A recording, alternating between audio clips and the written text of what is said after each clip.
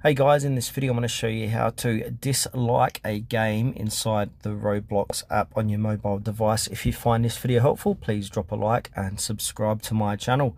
In saying that, let's just jump straight into the video. Alright, so what we need to do is open up Roblox as we normally would, and you'll be brought to the home page here.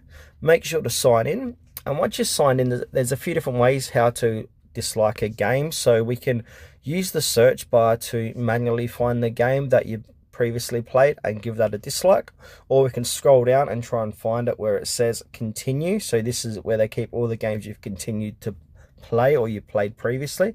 So if we go ahead and click on previously, say for example, if I didn't like this arm wrestle simulator, I'm going to go into the game by tapping into it, and now I'm going to scroll down and we can see some stats here. So it's got a 95% like ratio, but if you don't like the game, go ahead and press the down button. That means a dislike, and the up arrow is obviously meaning like. So if I don't like this game, I'm going to press the down button and it will turn green to let you know that you've disliked the game.